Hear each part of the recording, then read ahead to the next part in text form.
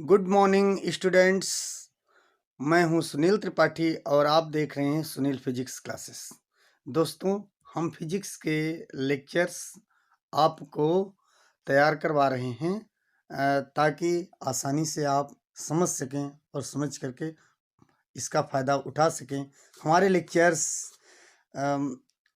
आपके Sunil physics classes channel में आते रहेंगे और इनको देखने के लिए आप हमारे चैनल को लाइक करें, सब्सक्राइब करें और अपने दोस्तों में शेयर करें। तो आज हम लोग पढ़ेंगे Gaussian surface. Any hypothetical closed surface enclosing the charge और system of charges is called Gaussian surface. It is used to determine the electric field intensity developed due to charge or system of charges using Gauss theorem. तो कोई भी hypothetical closed surface जो कि किसी charge या system of charges से घिरा हुआ होता है उसको गॉसियन सरफेस कहते हैं। और गॉसियन सरफेस का use electric field intensity due to या तो चार्ज या सिस्टम ऑफ चार्ज, दो में से किसी के भी कारण जो भी दिया हुआ है जिसके चारों तरफ सरफेस घिरा है, या तो वो एक सिंगल चार्ज होगा या सिस्टम ऑफ चार्ज होगा। तो सिंगल चार्ज या सिस्टम ऑफ चार्ज के कारण इलेक्ट्रिक फील्ड इंटेंसिटी को गॉस थ्योरम की हेल्प से डिटरमाइन करने के लिए गॉसियन सरफेस का यूज करते हैं। तो अब हम लोग देखते हैं deduction of Coulomb's law by Gauss theorem. तो deduction of Coulomb's law by Gauss theorem, Gauss theorem से हम कूलॉम्स लॉ को डिराइव करेंगे। मान लेते हैं कि यहाँ पर एक गॉसियन सरफेस स्फीयर है जिसका सेंटर O है और हम यहाँ से पे प्लस क्यू चार्ज रखा है। इस स्फीयर का सरफेस एरिया S है।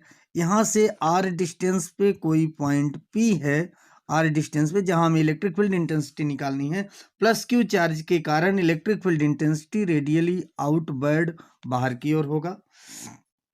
ये ही हो गया। मान लेते हैं कि यहाँ पे एक स्मॉल सरफेस ds है और इसी तरह से बहुत सारे छोटे छोटे सरफेस से मिल करके ये स्फीयर बना हुआ है। इसका भी डायरेक्शन रेडियली आउटवर्ड है। ये ds का डायरेक्शन हो गया, है ना।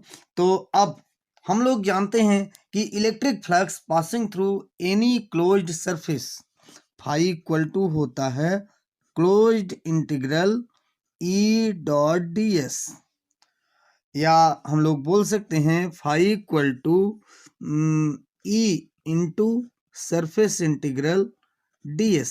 और सरफेस इंटीग्रल ds यानी कि surface area of whole sphere, और surface area of whole sphere होता है phi equal to E into 4πr²। इसको मान लेते हैं इक्वेशन नंबर 1। अब according to Gauss theorem, according to Gauss theorem, phi equal to होता है Q अपॉन एप्सिलॉन नॉट। इसको मान लेते हैं इक्वेशन नंबर 2। अब from equation first and second, from equation first and second we get, दोनों equation में देखें लेफ्ट हैंड साइड इक्वल है इसलिए राइट हैंड साइड इक्वल होगा, यानी E into 4πr² equal to Q by epsilon nought. ये 4πr² क्यों आया? क्योंकि हमने माना है कि पॉइंट P से घिरा हुआ एक गॉसियन सरफेस है। ऐसा हमने कंसीडर किया कि पॉइंट P से घिरा हुआ एक गॉसियन सरफेस है और ऐसा स्फीयर जिससे के सरकमफ्रेंस पे पॉइंट P है, उस पर्टिकुलर स्फीयर का रेडियस R है। ऐसा हो गया। तो हमने जब यहाँ से E इक्वल टू निकाला तो E इक्वल टू हो जाएगा 1/4 epsilon not Q bye r², है ना। ये इलेक्ट्रिक फील्ड इंटेंसिटी डिराइव हो गया यूजिंग गॉस थ्योरम। इसको ले लेते हैं क्वेश्चन नंबर 3। अब हम लोग जानते हैं कि अगर कोई भी टेस्ट चार्ज Q1 है, इस टेस्ट चार्ज के कारण इस स्फीयर पे लगने वाला फोर्स F है, देन हम लोग जानते हैं कि F इक्वल टू होता है Q1 इंटू E। ये हो गया इक्वेशन नंबर 4th।